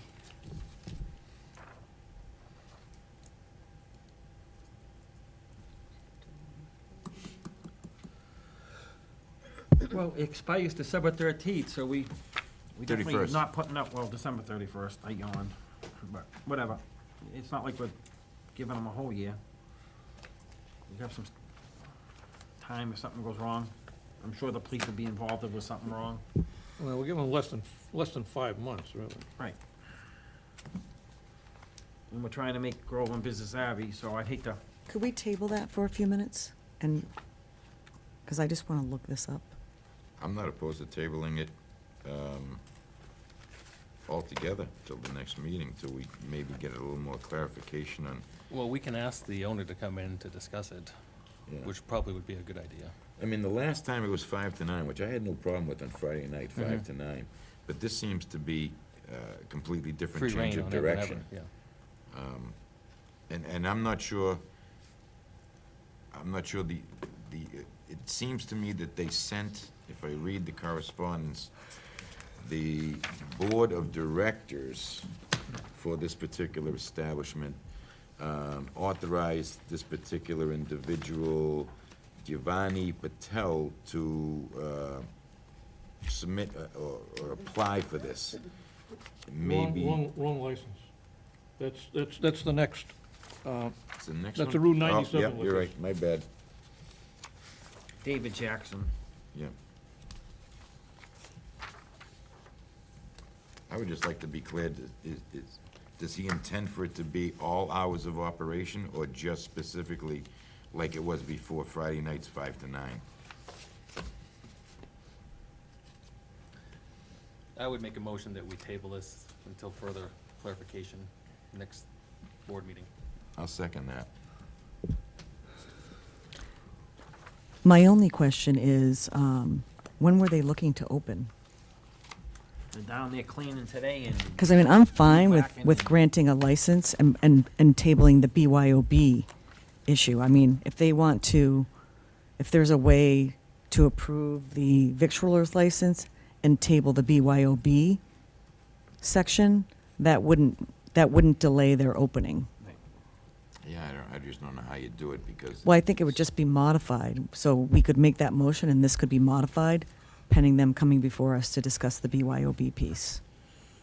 So I think we could approve it and just say that we're tabling the BYOB piece until we've gathered further information. right now we have a motion to table and a second. Is there any further discussion on that motion to table? No discussion on a motion to table, according to Robert's rules. Well, then we'll go with the expert on Robert's rules. In that case, all those in favor of tabling this discussion till the next meeting? Those against? Okay, so where do we go from here? So I would make a motion that we table the BYOB component of the application and issue the victualer's license. I'll second. I thought we couldn't table for Robert's rule any vote to table. I thought we couldn't vote on vote to table. No, you can't discuss. The Apparently. motion to table failed. No, but now we have another motion to table, part of the next motion. Is that prohibited, Ed? I'm sorry, I couldn't hear him.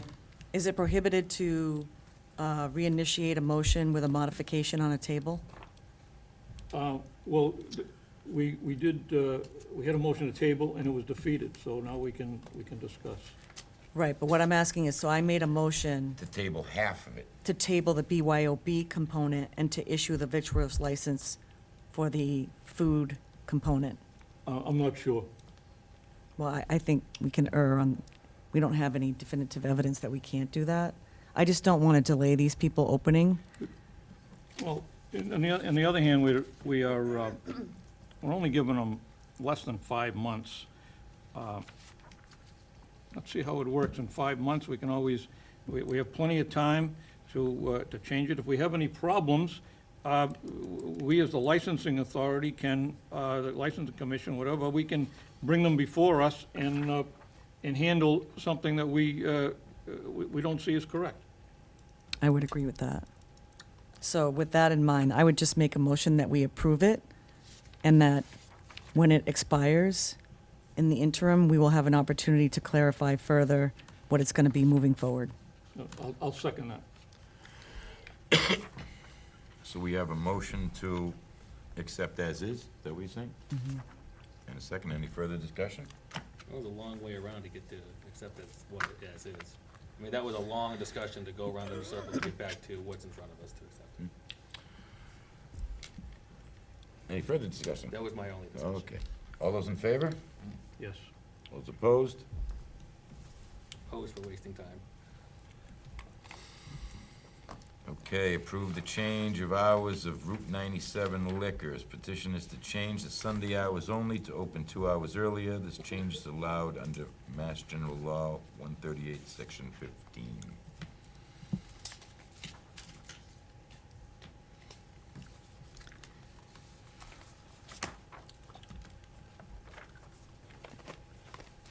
After reading over the paperwork, it's something that it is allowed. He's asking for 2 hours earlier on a Sunday to open, and it's allowed by law. So I'll make a motion that we approve the change of hours for Route 97 Liquors. Petition to change the Sunday hours only to open 2 hours earlier. I'll make a motion to that effect. Can I ask a question? I don't think there's a second. In Massachusetts, you can sell liquor at 10 a.m. on Sunday? It's there. Within 5 or 10 miles of the border, I think it is. Okay. I think it has to be a certain distance from the New Hampshire border. I don't know what it is. I want to say it's 10 miles, but that's just a guess. Okay.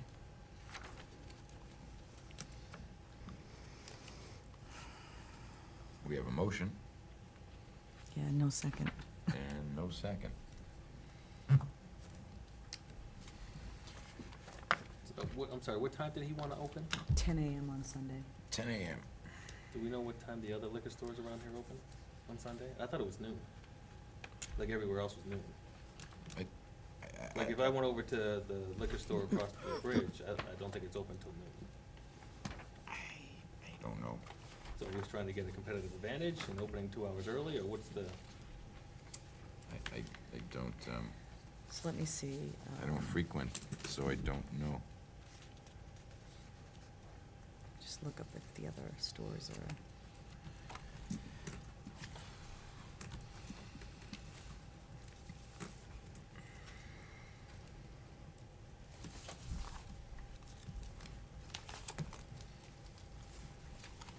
So we had a motion, no second. I guess we move on. Old business. Well, do we need to do something with that, or we just let it sit? It didn't pass. It didn't pass. It went nowhere, so it died on the operating table. So we'll move on to old business. We'll start. Oh. Oh, well, absolutely. Maybe we'll take this quick moment to introduce the district's newest member of the school administration, our new superintendent. Dr. Justin Bartholomew?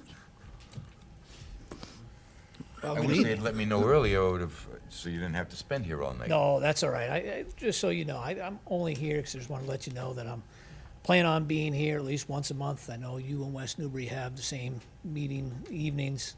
But just, being that the district is very valuable to all of our 3 communities, I want to make sure that you all knew I'm going to make myself available to you whenever you need information, you're trying to find out what's going on, and certainly if I have any issues that I'd like to come and talk to you, just so we can have a good, smooth future together. Obviously, growing up here in this town, love this school system, love this town. I just want to make sure we get everything right for our kids. So if you ever have any questions, please let me know. I'm happy to travel here and meet with you, and very happy to be here. Very happy to be here. Yes, Selectman Wood. Yes, absolutely, Selectman. Open, you Welcome have the back. floor. Thank you. To the area. I know you were down south for a number of years, right? 16 years, yeah. Yeah. Been a long time since you've been back here. Has been. It has. Has been.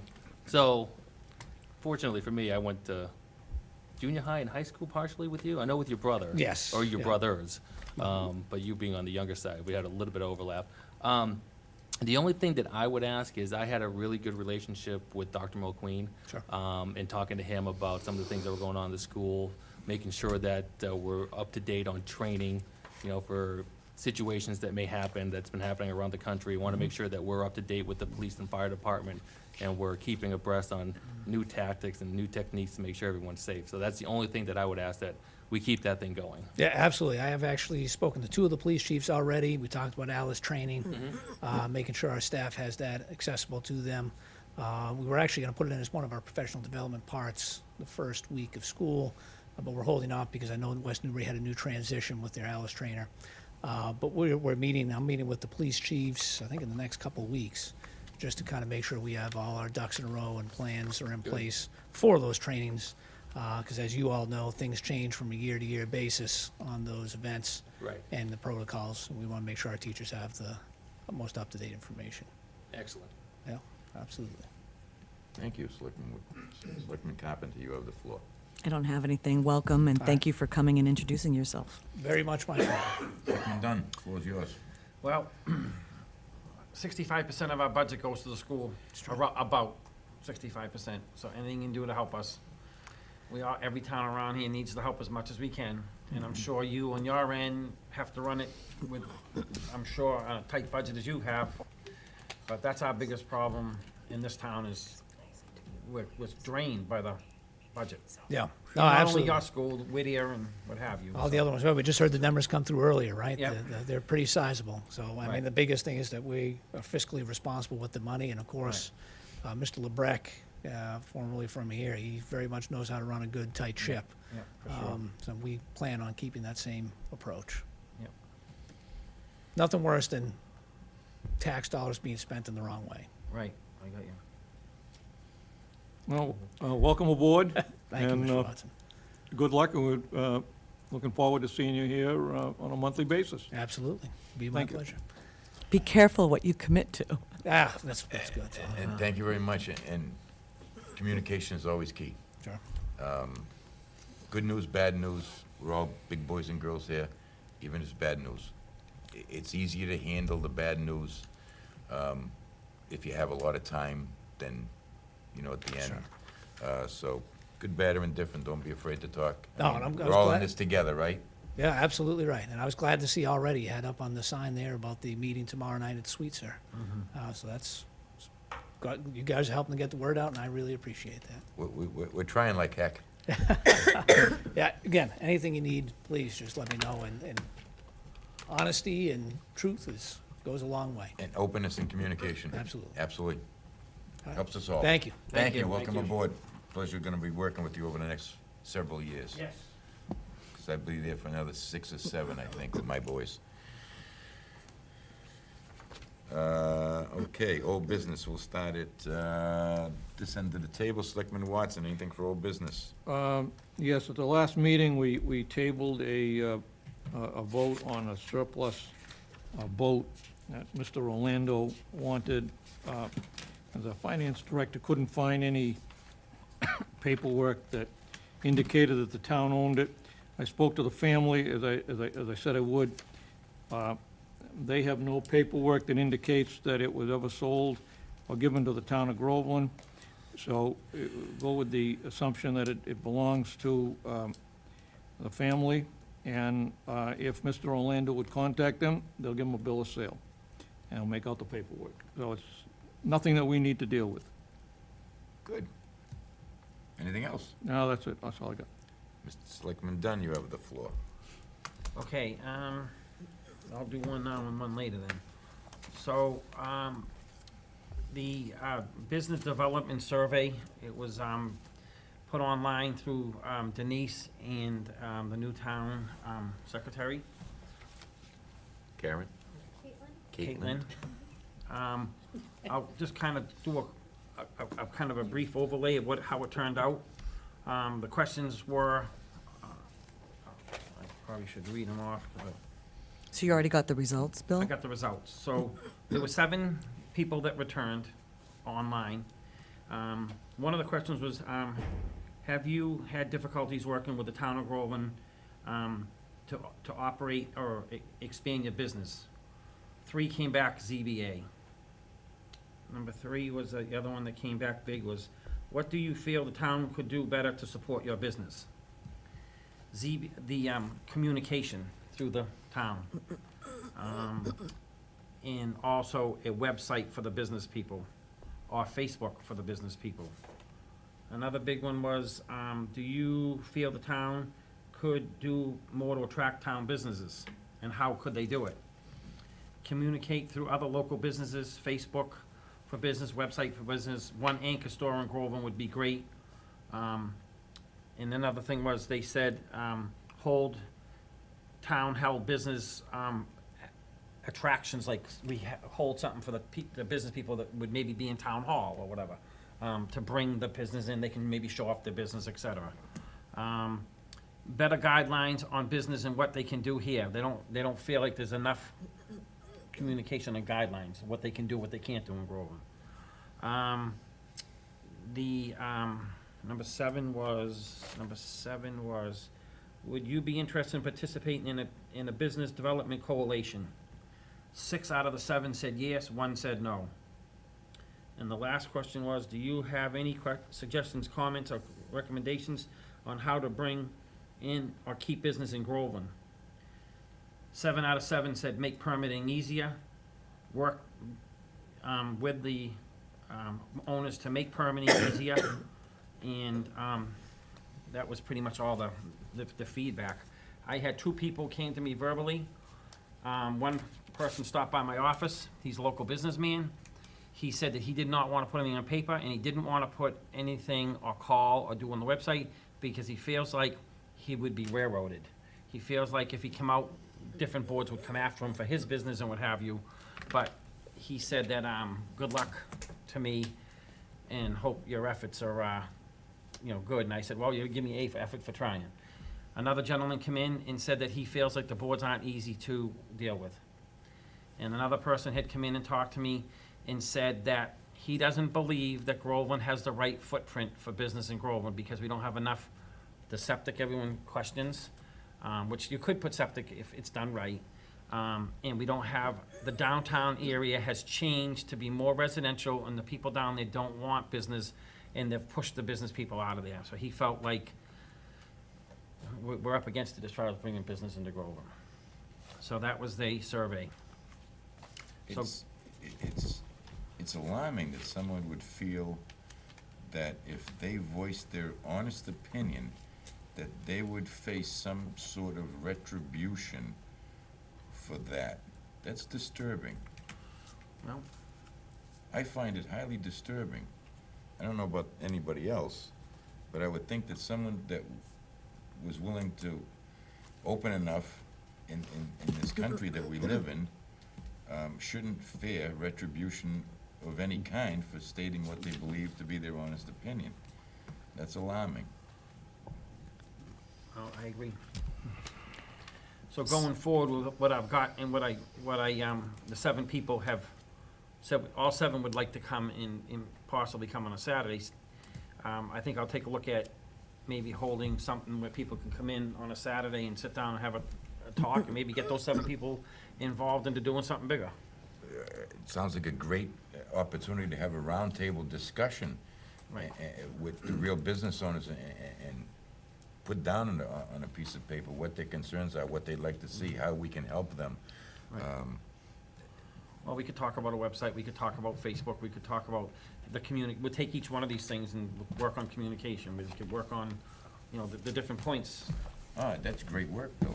I think what you're gonna find out is really going to help us get to where we wanna be. And I think the town planner we have Yep. is just gonna be another huge asset for Right. you and these folks to help drive that bus to where we need to be.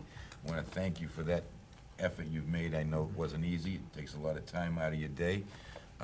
It's something that's probably Well, I doesn't get wasn't, thanked a lot. Caitlin and Denise are the one that got on the website, so that was a big help right there. So, Well, thank you as I as said well for before, your thank you to efforts. them guys for doing that, so I can't take the credit for that. No, but you know what? If somebody isn't driving the bus doesn't move, even though you have passengers maybe in it, right? So, thanks for driving the bus. Hey, you all set? For that one. Selectman Carpenter? Bill, can I make a recommendation? Mhm. That you collaborate with, what's the name of the new, that we're planning on appointing, the new city? Oh, the planner. Yeah, that I maybe, planned on that, yeah. yeah, maybe that you have that roundtable with Yep, her, Definitely. and then she can document all the Yep. concerns and maybe come up with an action plan to I think- address. I think after talking to her and what I heard, I think if I came in, once she gets hired, and sit down with her and tell her where I'm trying to go and have a good conversation, I think she's pretty knowledgeable, so. Like I I said, mean, I haven't, that's the first time I met her, and I was very impressed on how she talked and what she said, so I planned on talking with her. She reminded me of Mona Lisa Vito from My Cousin Manchi knew.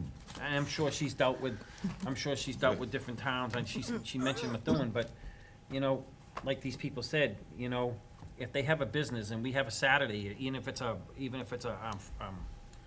farmer's market or something, and they can come down, and we have other people come in, they get talking to other people, that generates business, so I'm sure she knows all about that stuff and how to go about it. Maybe that's it. Maybe that's a great opportunity to work with Groveland Day too.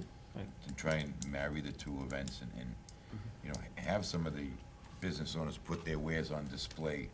Let the town folks know what they do, what they're all about. Well, I think too, if you share sort of your ideas with her, there may even, it Right. seems that she's very knowledgeable about grant monies, that maybe there are some opportunities to apply for grants to sort of build certain like business zones or things like that, so. And I think also I went into Boston one time and with Denise, and I think Mike went, and I think they also came, the lieutenant governor came here. I think there's a lot going on in that end of things where the state is willing to help small business too. So I think that she probably knows a lot about that. So Absolutely. I think we'll be able to move forward with that. Good. Selectman Carpenter? I don't have anything, thank you. Okay. Selectman Wood? Old business? No. Okay. Moving right along, we'll get to Selectmen's reports. Selectman Wood, I think you're all good there right now. We gotta give you some. Still not assigned We one. need to talk. Yeah. Gotta give you some, keep you busy, Can't wait. keep you off the streets, out of trouble. Selectman Carpenter, any? BYOB on the street. Don't even go there. Nothing to report. Nothing, your Elm Street Park Committee, is it going anywhere with that? Is it, Well, we were waiting for the new contract year, and then I think a meeting will be scheduled to talk about some of the public education that we wanted to do around, you know, what our goals are and that type of thing. Any changes that you're aware of, Mike? Yes, but I don't want to talk about them right now. Okay. okay, then we'll leave that conversation for another day. Selectman Dunn, I think you've done a good job already. Do you have anything else to report? So, on to the Pines, discussion about trying to do the signs and bring in revenue. I said I would go to the sign company and get pricing on signs and what have you, which I did. I also said I would go to the different towns in the area to get a rough idea of what the signs were gonna costing them in their parks. And I can say that I've come up with a 2x3 sign would probably be in the vicinity of 125. A 4x4 sign would be 225. A 4x8 sign would be 640, and a sponsorship of the park would probably be between $600 and $800. The first year, we're either gonna have to, the cost of the sign is gonna have to be half of that. So the first year, we may only get, not the 125, we might get $60 out of that, because we gotta get the sign built. Or, we turn around and we say to the people, the first year is 125 plus the 60 to get the sign made, and then after that, you keep your sign, we'll put it up every year for you. Some towns do it that way, and some towns turn around and say, you know, half the price, so, it really depends. I think that's something I'm gonna have to feel out and find out, the people I talk to, what they think they can afford. Mhm. And then the sponsor the field, like I said, that would be probably a much bigger sign on the back of a backstop or something, that would be, you know, $600 to $800, somewhere around there. I guess the next thing we should talk about is it possible that those signs could be tax deductible? I know when they do the signs for like the football or the written up Little as a League, donation. then they've got a 501(c), they can Yep. write it off Yep. as a No, donation. this would strictly be on the town's behalf to write, it's a donation. It would be a donation, unless they're gonna try writing it off on their income taxes. Well, that's what I As a mean. business expense, but they can still write it off as a business expense. Right, I think that we can't, my recollection is the last conversation with Denise, though, was creating that fund. Revolving it. Yeah, that Fund. we had to do that at town meeting, create that. Right, yeah, Yeah, this isn't gonna happen Yeah, till yeah. spring, so, but I mean, it's gonna take some time to get everything done, I gotta write up everything, I gotta get a piece of paper from the town of Groveland saying, you know, sheets that I can give the people that I can send off and say, here's the prices, which one do you wanna do? Sponsor A, B, C, D. But what you've done here is effectively put the wheels in motion that Right. you've got a game plan now and a good roadmap Right, on where you're headed Yep. and the direction you wanna go. right. And that's 90% of the battle in getting to your ultimate destination. So again, I commend you for your outstanding Bill? work. Yes. Any questions Selectman Wood. for the other bill? For the other bill. That's you. Did you mention so you mentioned the price for a small sign, a large sign, and then to sponsor a field? Well, what about sponsoring the whole Pines? I know we talked about that last I think time. this board didn't want, last time we talked about, they didn't wanna do that. They didn't feel like they wanted to let them do that. I was saying like Shanahan Pines rec area, Yeah, but I think it kinda, they wanted to lean toward fields, like, say the softball field would be The Trinity AW Field. Chesterton And then, you know what I ball mean? field at Pines And Recreation also, Center. also in my conversation with the people, I did talk to Chesterton. Mhm. I did talk to, I forget now, a couple big people, Merrimack Valley Hospital, a couple big ones. They're not gonna shell out $10,000. no. They're not going to. But you They're- had mentioned the like 2 most or I can 3,000 get or out of- something. The most I think we're gonna be able to get is $1,000 tops. Mhm. I think they're not gonna, they just don't put that kind of money. You'd But have is to that- have a stadium like Havel Yeah, Stadium where right, they've got right. billboards, electronics. But is that for one field or for the Pines complex? When, I was gonna do each field, they, All right, Each so field it would be would- $1,000 to sponsor a field. each field, right, Okay. right. Right, and we could even, you know, if there's enough people, I mean, I talked to, what, 6, 7 people, they're all for it, and 3 big people. If we run out of space there, the 2 fields there, we still got the Bagnell School, and that could help put money toward the, you know, keeping the fields up there too, so, I mean, we can expand it, you know, start at the Pines, and we can go from there with it. Great ideas. thank you. Anything else? I just lost my train of thought, there was one more thing we just talked about. We just talked about, it was the Pines. I'll come back to me, it will come back to me, Okay. I just thought of it, and I was gonna say it. Selectman Watson. No, we're moving slowly, we've been doing some talking, we've, getting some figures, some information, and, again, the summer months are not too cooperative with people away, but, we are moving forward. Do you feel like you're getting some excitement generated? You feel like there's still stuck on the original proposal, or do you see that they're willing to move and kind of look at things in different ways and maybe compromise a little bit more and get a little more, give a little more? It looks like that will have to be done. Good. Will it be receptive? I'm not sure, still working on that. I'm hoping, I'd like to see them get it. I would, and we can do a couple of other things. That'd be great. Okay, go ahead, Mr. So, quite a few months ago, we had a credit union had come in to our, wrote us a letter, or I forget exactly how it took place, but they were looking to come into Groveland. They wanted to possibly be up in South Groveland, being closer to Chesterton.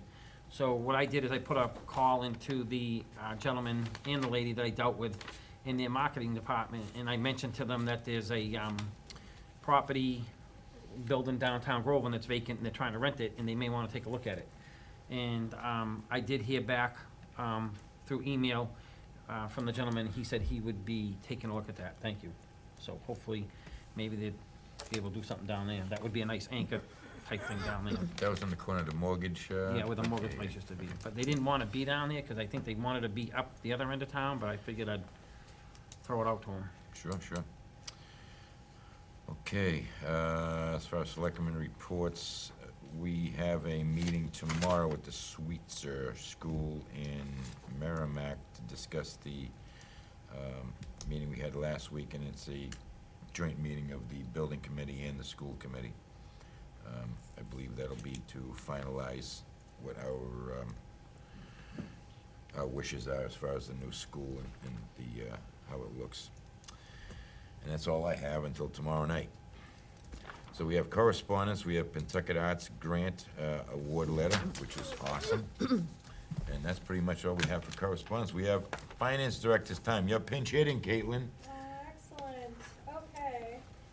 First, is everyone okay with meeting on August 13th for an executive session to discuss Rebecca's negotiations? You guys voted to approve her, or to appoint pending negotiations, but Denise had suggested August 13th, which is next Monday at 6:30.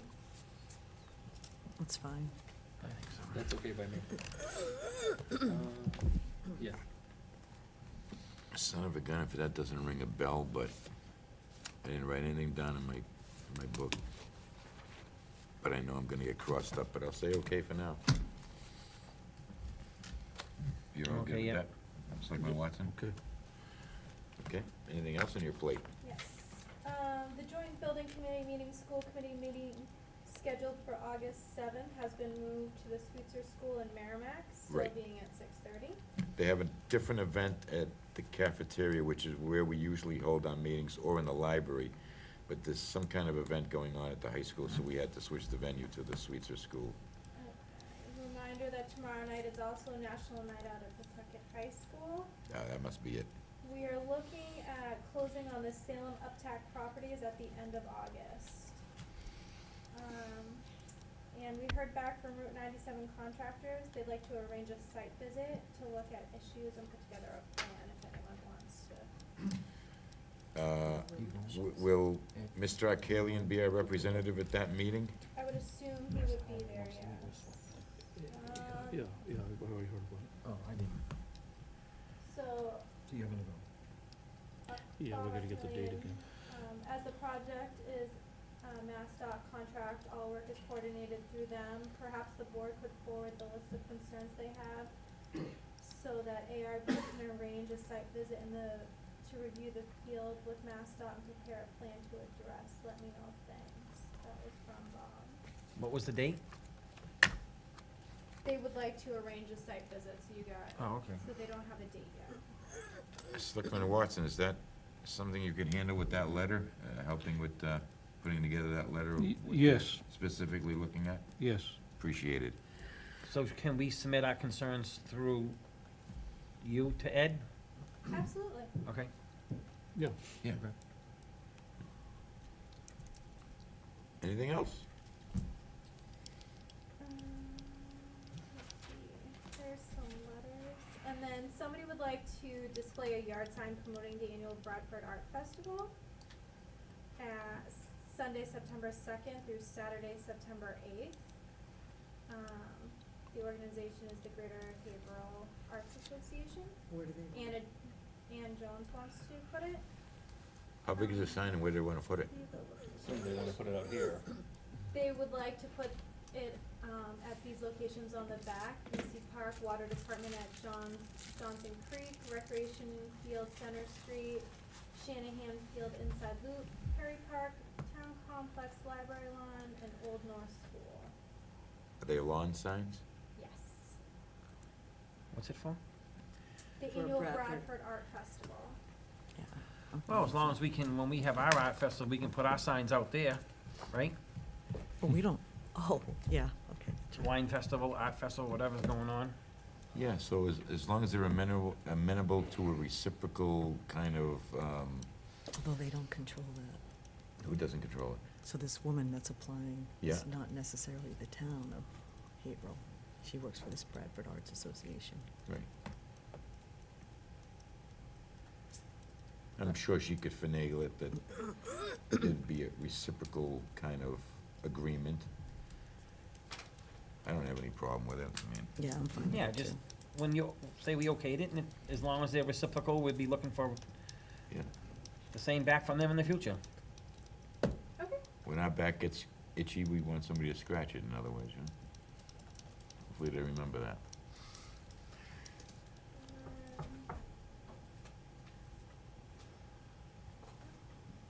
That looks good. I have Yeah. nothing else. Okay. Selectmen's time, we'll start at this end of the table, Selectman Wood. Oh, me. You're I up. just wanted to get an update for the line painting that was requested a couple months back for Main Street. Still working with the state, Lenny and Bruce Tarr's office on time frame for that. Sometime this summer, fall. They're busy. Yes, Yeah. it is a busy time for them, but they did say we are on the schedule. Terrific. Selectman Carpenter? Nothing. Selectman Dunn? I said enough. Selectman Watson? Prior to the selectmen's meeting, I attended the cemetery commission meeting in the back room, and they have selected a new foreman. They started out, they had seven, I believe it was 7 applications, 4 withdrew, they interviewed 4, so 3 withdrew. They narrowed it to 2. The 2 finalists were interviewed tonight by the cemetery commission. They selected a foreman. They have the engineering company ready to go, and they'd like to know if we could have a meeting on Monday night, short meeting, so that we could vote on his appointment, so he could get going as soon as possible. And seeing as how we have an executive session that night, I don't see why we can't post a meeting. That be the only thing on the agenda, public meeting, and get this person on board so we can get ready to go. And he can be, work with this engineering company when they get up there. And the cemetery commission would like this person as soon as possible. So you're asking for one item agenda? That's all. That's all that they have. We have an executive session already scheduled for 6:30 next Monday? So that would have to happen after the executive session? I think it's a hardship for Well, anybody. this is, some would take 5 minutes. I'd recommend that we do executive session at 6:45 and do this at 6:30, because if we're going to appoint somebody, we don't know how long executive session's going to take. Yes, I agree, and it's difficult sometimes for some of us to make it here before 6:30, so 6 o'clock would be, I don't want to put anybody out. How about 6:15? It shouldn't take long. No, I think if we went 6:30 and did executive Session at session at 6:45. 6:45, we'd be So- fine. Yeah, I agree. Do the executive session at 6:45? Yes, just push that back 15 minutes. It shouldn't take longer than 15 minutes, you don't think, right? I don't think so. So if we start the regular meeting at 6:30, we're done by 6:45, we go into executive session. Hopefully that wouldn't last Yeah. long. And if that's approved, then I'll let them know. I don't see And any then we need, problem. just to make sure we need to have it posted. But we've got plenty of time to get it posted. I don't see a problem with that. So we can make that happen. What's another Monday away from the family and, well, you know. I have nothing for selectmen time at this point. So I make a motion that we adjourn at 8:27 PM. Seconded. We have a motion and a second. All those in favor? All those opposed? Great. Thank you for your time. Stay safe, stay cool.